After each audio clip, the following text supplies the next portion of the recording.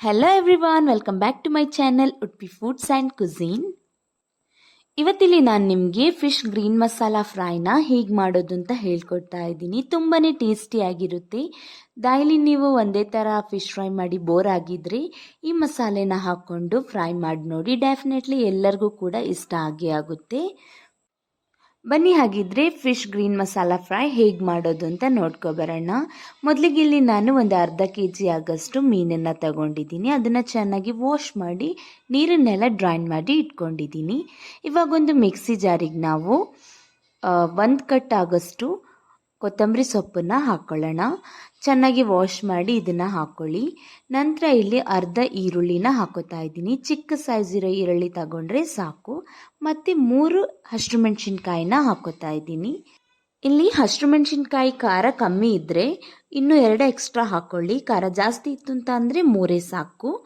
ಮತ್ತು 1 table spoon ginger garlic paste, ಅರ್ಧ table spoon ಜೀರಿಗೆ, ಒಂದು ಸ್ವಲ್ಪ ಉಪ್ಪು, ಆಮೇಲೆ 2 ಟೇಬಲ್ ಸ್ಪೂನ್ ಅಷ್ಟು ಲೆಮನ್ ಜ್ಯೂಸನ್ನು ಹಾಕೋತಾ ಇದ್ದೀನಿ.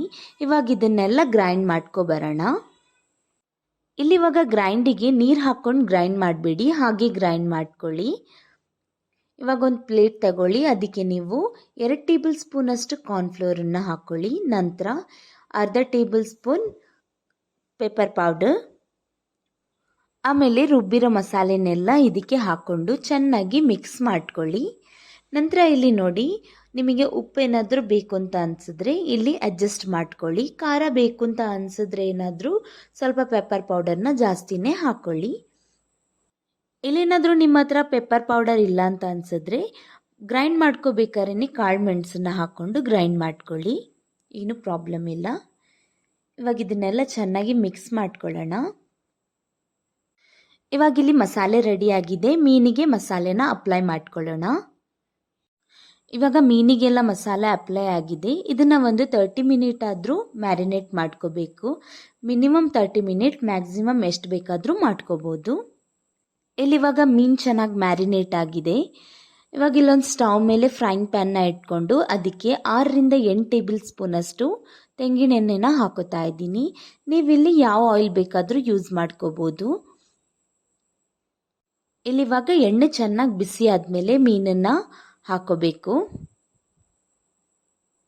ಮತ್ತು ಇಮಿಡಿಯೇಟಾಗಿ ಫ್ಲೇಮನ್ನು ನೀವು ಲೋ ಫ್ಲೇಮಿಗೆ ಇಟ್ಕೋಬೇಡಿ, ಯಾಕಂದರೆ ಮೀನು ಸೀದೋಗಿಬಿಡುತ್ತೆ. ಲೋ ಫ್ಲೇಮಲ್ಲಿ ಕುಕ್ ಮಾಡೋದ್ರಿಂದ ಮೀನು ಕೂಡ ಚೆನ್ನಾಗಿ ಫ್ರೈ ಆಗುತ್ತೆ, ಆಮೇಲೆ ಮಸಾಲೆ ಕೂಡ ಸೀದೋಗೋದಿಲ್ಲ. ಅದಕ್ಕೋಸ್ಕರ ನಾವು ಲೋ ಫ್ಲೇಮಲ್ಲಿ ಇಟ್ಕೊಂಡು ಇದನ್ನು 10 ನಿಮಿಷ ಫ್ರೈ ಮಾಡ್ಕೊಳ್ಳೋಣ. ಇಲ್ಲಿವಾಗ ಮೀನು ಒಂದು ಸೈಡ್ ಫ್ರೈ ಆಗಿದೆ. ಇದನ್ನು ತಿರುಗಿಸ್ಬಿಟ್ಟು ಹಾಕ್ಕೊಳ್ಳೋಣ. ಮತ್ತು ಈ ಸೈಡನ್ನು ಕೂಡ ಅಷ್ಟೇ ಲೋ ಫ್ಲೇಮಲ್ಲಿ ಇಟ್ಕೊಂಡೆ ಫ್ರೈ ಮಾಡ್ಕೋಬೇಕು. ಇಲ್ಲಿವಾಗ ಮೀನು ಚೆನ್ನಾಗಿ ಫ್ರೈ ಆಗಿದೆ. ನಾನು ಇದನ್ನು ತೆಗಿತಾ ಇದ್ದೀನಿ. ಇಲ್ಲಿ ನೀವು ನಿಮ್ಮ ಟೇಸ್ಟ್ ಅಕಾರ್ಡಿಂಗ್ ಮೀನನ್ನು ಫ್ರೈ ಮಾಡ್ಕೊಳ್ಳಿ. ನನಗೆ ಇಷ್ಟು ಕ್ರಿಸ್ಪಿ ಸಾಕು, ಅದಕ್ಕೋಸ್ಕರ ನಾನು ಇಷ್ಟನ್ನೇ ತೆಗಿತಾ ಇದ್ದೀನಿ. ನಿಮಗೆ ಇನ್ನೂ ಕ್ರಿಸ್ಪಿ ಬೇಕು ಅಂತ ಅನಿಸಿದ್ರೆ ಸ್ವಲ್ಪ ಹೊತ್ತು ಇನ್ನೂ ಫ್ರೈ ಮಾಡ್ಕೊಳ್ಳಿ. ಮತ್ತು ಇಲ್ಲಿ ಇನ್ನು ಉಳಿದಿರೋ ಮೀನನ್ನು ಕೂಡ ಇದೇ ರೀತಿ ನಾವು ಫ್ರೈ ಮಾಡ್ಕೊಳ್ಳೋಣ. ನೋಡಿದ್ರಲ್ಲ ಫ್ರೆಂಡ್ಸ್, ಈಸಿಯಾಗಿ ಮತ್ತು ಟೇಸ್ಟಿಯಾಗಿ ಗ್ರೀನ್ ಫಿಶ್ ಫ್ರೈ ಮಸಾಲೆನ ಹೇಗೆ ಮಾಡೋದು ಅಂತ.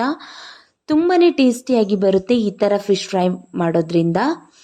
ಒಂದ್ಸಲ ಟ್ರೈ ಮಾಡಿ ನೋಡಿ, ಡೆಫಿನೆಟ್ಲಿ ಎಲ್ಲರಿಗೂ ಕೂಡ ಇಷ್ಟ ಆಗೇ ಆಗುತ್ತೆ.